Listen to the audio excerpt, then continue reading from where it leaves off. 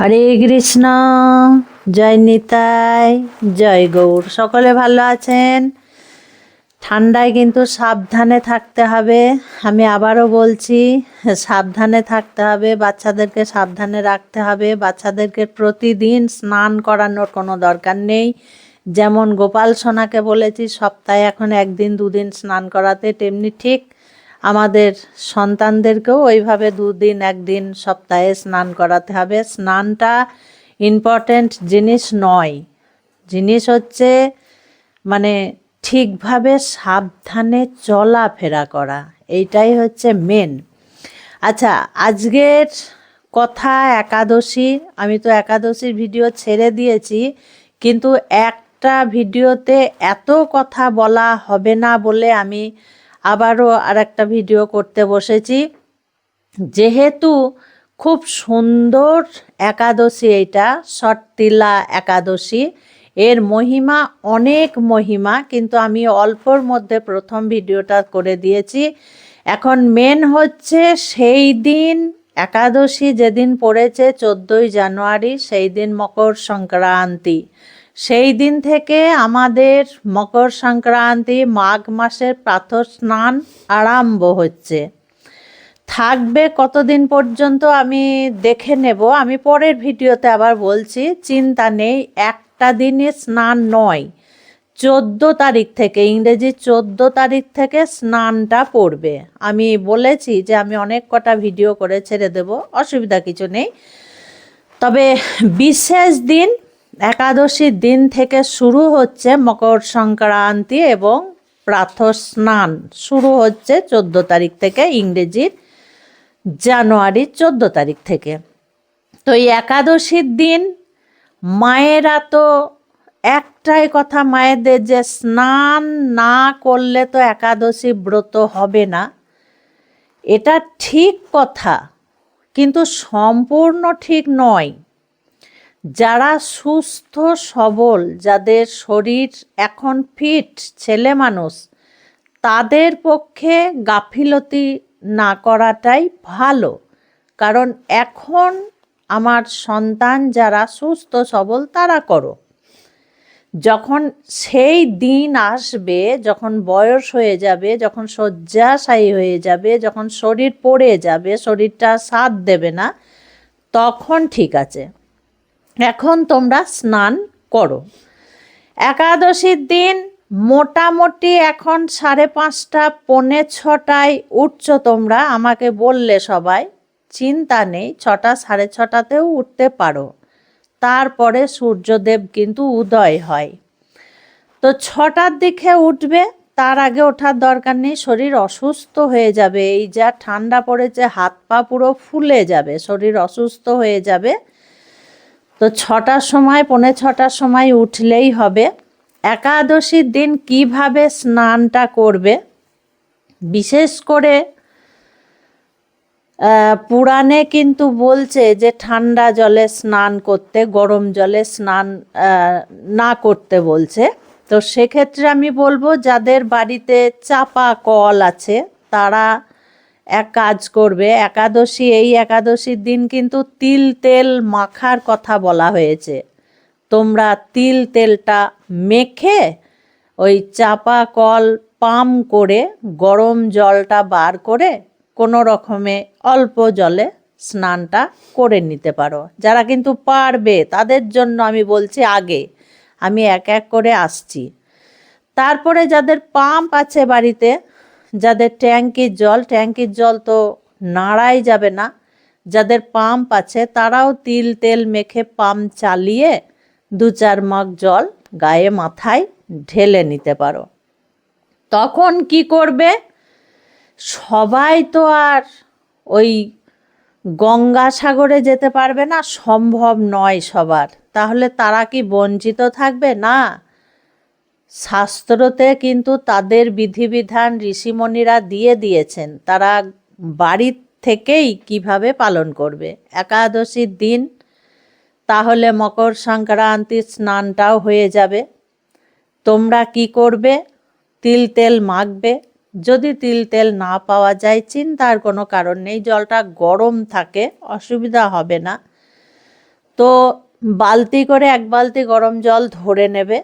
তারপরে তোমরা কি করবে, একটু গঙ্গার জল দিয়ে দেবে। তারপরে এই আঙুলটাই করে ঘুরিয়ে 3 বার গঙ্গা গঙ্গা গঙ্গা বালতির মধ্যে করে নেবে। আর ওই স্নান করার বালতির জলের মধ্যে কিছু তিল তোমরা দিয়ে দেবে। তারপর সেই জলটা দিয়ে তোমরা স্নান করবে। তাহলে কিন্তু গঙ্গাসাগরের যে স্নানের ফলটা সেটা বাড়িতে বসেই পেয়ে যাবে। এবং বিশেষ দিন সেটা হচ্ছে একাদশীর দিন। এই একাদশীর দিনই তোমরা স্নানটা করে নাও। যে যেখানে আছো তোমরা আমার ভিডিও যারা দেখছো তারা এই একাদশীর দিনই করে নাও, তাহলে কিন্তু ফলটা দ্বিগুণ বেড়ে যাবে। কারণ সেদিন একাদশী ব্রত, যেহেতু অসুবিধা হবে না। এইভাবে করে নেবে। এবার সুস্থদের কথা হলো, এবার অসুস্থদের কথা বলি। যারা অসুস্থ, যারা গরম জল ছাড়া স্নান করতেই পারে না, তারা কি করবে, 2 মগ জল গরম করে নেবে, নিয়ে বালতির মধ্যে নেবে, নিয়ে ওইভাবে কালো তিল দেবে এবং একটু গঙ্গার জল দেবে। তারপরে গঙ্গা গঙ্গা গঙ্গা করে মায়েরা সেই জল মাথা পর্যন্ত ঢেলে ভগবানকে স্মরণ করে তোমরা স্নান করে নেবে। বোঝা গেল? আচ্ছা, এবার বলি যারা একেবারেই শয্যাশায়ী, কাউকেই আমি ছাড়তে কিন্তু এই মুহূর্তটা বলবো না। যারা একেবারেই শয্যাশায়ী, যে মায়েরা, যে বাবারা হাঁটুতে ব্যথা, পায়ে ব্যথা, মাথা যন্ত্রণা, গলা ব্যথা, মাজা উঠতে পারে না, মানে বিছানাতেই থাকে, তারা কি করবে, কোনো রকমে একটু বিছানা থেকে নেমে হাত পা মুখ ধুয়ে নেবে, দাঁত ব্রাশ করে নেবে, কাপড়টা, বাসি কাপড়টা ছেড়ে নেবে বা কেচে নেবে বা কাউকে দিয়ে কাচিয়ে নেবে। তারপরে তোমরা কি করবে, 1 মগ জল গরম করে নিয়ে তার মধ্যে একটু গঙ্গার জল, তার মধ্যে একটু তিল দিয়ে হাত পা মুখটা ধুয়ে মাথার মধ্যে কিছুটা জল কিছুটা তিল ছিটিয়ে নেবে। মানে মাথার মধ্যে ছিটিয়ে নেবে, মুঠো করে জলটা নিয়ে ছিটিয়ে নেবে, তারপরে মুছে নেবে। যারা এটাও করতে পারবে না, তাদের একটা উপায় আছে, এটাই হচ্ছে শেষ উপায়, এরপর আর কোনো উপায় নেই। তারা কি করবে, তারা বিছানা থেকে একটু নিচে বসে বা চেয়ারে বসে বা টুলে বসে একটু কালো তিল, একটু গঙ্গার জল হাতে নেবে, তারপরে আচমন করবে, নমো শ্রী বিষ্ণু, নমো শ্রী বিষ্ণু, নমো শ্রী বিষ্ণু বলে আচমন করবে। তারপরে লাস্টে যে অবশিষ্ট জলটা থাকবে সেইটা মাথার মধ্যে ছিটিয়ে নেবে। যারা সম্পূর্ণভাবে অসুস্থ, যারা হাত পাও ধুতে পারবে না, শয্যাশায়ী, তারা তিল আর গঙ্গার জল মিশিয়ে আচমনটা করে নেবে। বোঝা গেল? তারপরে সেদিন তোমরা একাদশী পালন করবে। যার জন্য আমি আজকে ভিডিওটা আরও করতে বসলাম। আর কালো তিল বা সাদা তিল বলতে ওই যে আমরা ফড়নে খাই যে কালো জিরে বলা হয়েছে, ওটা কিন্তু নয়, কালো জিরে নয়, তিল, যে তিলের লাড্ডু করে খাওয়া হয় তিল, সেই তিল বলা হয়েছে। সেই তিলই দান করবে, সেই তিলই তোমরা মাখবে, সেই তিলেই তোমরা স্নান করবে। এবং একাদশীর দিন যারা সবজি খাবে না, যারা সাবু টাবু খাবে না, তারা তাহলে তিল কি করে খাবে, কারণ তোমরা জলের মধ্যে তিলটাকে মিশিয়ে নেবে। দেখবে কিছু তিল ভেসে থাকে, কিছু তিল ডুবে যায়, আমি তো প্রতি বছর করি তাই আমি জানি। তো খাবার জলে তিল মিশিয়ে নেবে।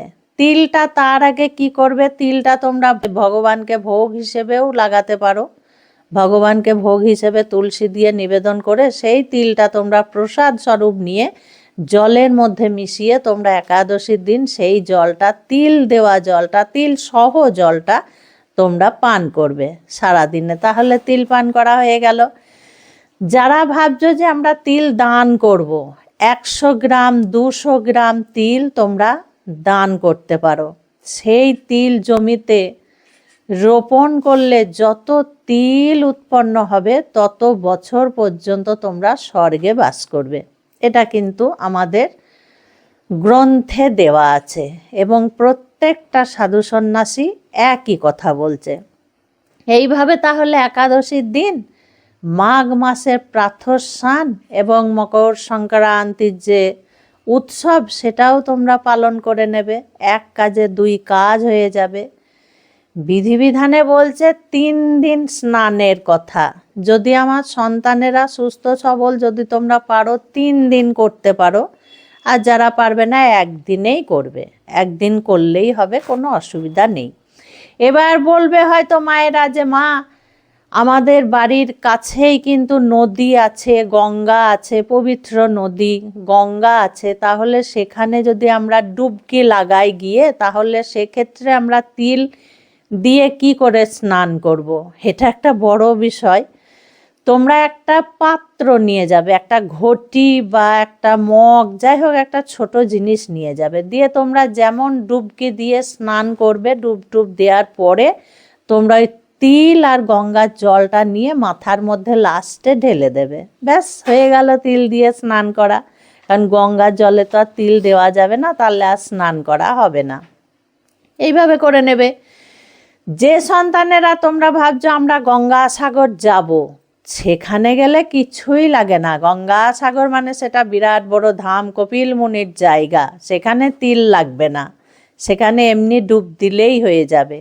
তবু তোমরা একটু তিল নিয়ে যেতে পারো, মাথায় তিলটাকে রেখে তোমরা ডুব দিতে পারো, তাহলে তিল দিয়ে স্নান করা হয়ে যাবে। মানে তিলটাকে একটু চুলের মধ্যে দিয়ে মাথার মধ্যে নিয়ে তারপরে ডুব দেবে, তাহলে তিল দিয়ে স্নান করা গঙ্গাসাগরের মেলায় হয়ে যাবে। আচ্ছা, বিশেষ একটা কথা, আমার এক মা আমাকে ফোন করে বলছে, মা একটা ইউটিউবের সাধু বলছে যে যাদের স্বামী আছে, যারা ছেলে মানুষ, যারা সংসারী, তাদেরকে একাদশী করতে নেই, মহাপাপ হয়। আমি এই সুযোগে বলে দিচ্ছি তোমাদেরকে, 10-এর লাঠি 1-এর বোঝা হয়ে যায়। এটা সব সময় জানো তো, এটা বাস্তব কথা। কিন্তু তোমরা খুব ভালো করে জানো, আমাদের গোটা ভারতবর্ষে যত শিক্ষিত সাধুগুণী ব্যক্তিরা আছেন, যারা গ্রন্থ পাঠ করেছেন, যারা গুরুকুট পাঠশালায় পড়া করেছেন, তারা একজনাও বলেন না যে একাদশী ব্রত পালন করতে নেই। হাজার যদি আপনারা মহারাজদেরকে দেখেন, সাধুগুরুদেরকে দেখেন, সকলে মিলে বলবে একাদশী ব্রত পালন করতে। কারণ তারা বোকা নন, তারা মূর্খ নন, তারা গ্রন্থ ঘেঁটেই বলেন। তারপরে আমাদের পদ্ম পুরাণ, গরুড় পুরাণ, মৎস্য পুরাণ, শিব পুরাণ, ব্রহ্মবৈত পুরাণ, ভবিষ্যৎ পুরাণ, যত পুরাণ আছে আমাদের, সমস্ত পুরাণেই কিন্তু একাদশীর কথা বলা আছে। বারবার একাদশীর কথা বলা আছে, সেগুলো আমরা কিন্তু পাই। যখনই দেখবে 100 জন ব্যক্তি একটাই কথা বলছে যে হ্যাঁ একাদশী ব্রত পালন করো, করতে হবে, 100 জনই বলছে, 500 জনই বলছে, 1000 জনই বলছে, তাহলে এটা কিন্তু মিথ্যে নয়। একাদশী ব্রত পালন করতেই হবে 8 থেকে 80। সে জায়গায় একটা সাধু বা গুরু বা ইউটিউবে ভিউ বাড়ানোর জন্য, বা সে কোথায় থেকে কিভাবে কোন গ্রন্থ নিয়ে পড়া করেছে জানি না, তার একার কথা শুনে কেউ কিন্তু মন খারাপ করবে না, কেউ কিন্তু তোমরা ভয় পাবে না। এটাকে নিয়ে তোমরা পরীক্ষা করবে যে কত জনা একাদশী করতে বলছে আর কজনা একাদশী করতে নিষেধ করছে। এইগুলো তোমরা খুব ভালো করে আগে দেখবে। বৃন্দাবনের মহারাজ, 2-1টা মহারাজ আছেন, ওনারা গ্রন্থ খুলে বসে থাকেন। গরুর পুরাণ, নারায়ণ পুরাণ, পদ্ম পুরাণ, ভবিষ্যৎ পুরাণ, ভবিষ্যৎ বৈত পুরাণ, ব্রহ্ম পুরাণ, এই পুরাণগুলো ওনারা খুলে বসে থাকেন। ওনারা পুরাণগুলো পড়ে তারপরে মানুষকে বোঝান। এগুলো তো ভুল হতে পারে না, অন ক্যামেরা এগুলো কখনোই ভুল হতে পারে না। কাজেই কে বলল যে একাদশী করতে হবে না, স্বামী থাকতে মহাপাপ, কখনো শুনতে যাবে না। একার কথা কাউরি শুনতে যাবে না। একাদশী যদি ঠিক না হতো, যদি পাপ হতো, তাহলে হাজার হাজার মহারাজরা হাজার হাজার গ্রন্থতে একাদশীর কথাই কেন বলা আছে? একাদশী কথাই কেন করতে বলা আছে? একাদশী অবশ্যই একাদশী পালন করবে। আর এক একটা একাদশীর এক একটা মহিমা।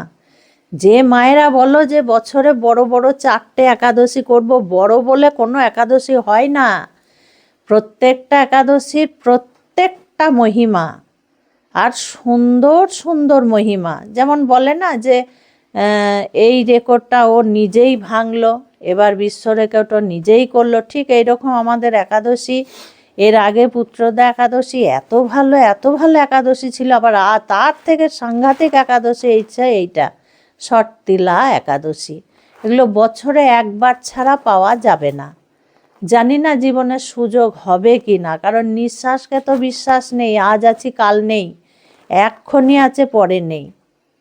কালকের কাজ আজকে, আজকের কাজ এক্ষুনি। কিছু ফেলে রেখে লাভ নেই, তাড়াতাড়ি করতে হবে, দেরি না হয়ে যায়।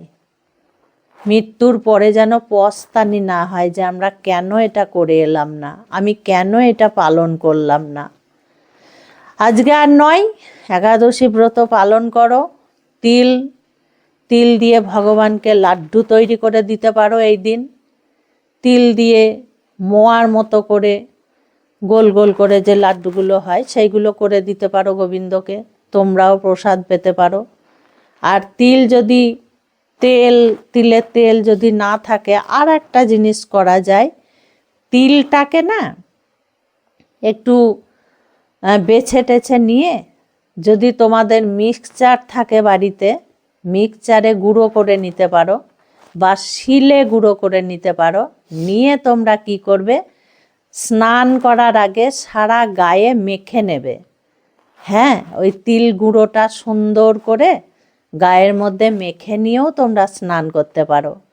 তাহলে কিন্তু তিলের তেলের কাজ তিলের গুঁড়োতেই হয়ে যাবে। এটাও তোমরা করতে পারো। তবে আবারও বলছি, কালো জিরে কিন্তু নয়, তিল। এটা যে তিলে পিঠে পুলি খাওয়া হয় সেই তিল, যে তিলের বড়া করে ভাত খাওয়া হয় সেই তিল।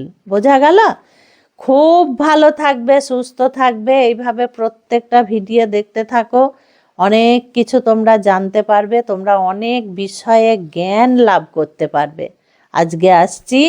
হরে কৃষ্ণ, জয় নিতাই, জয় গৌর।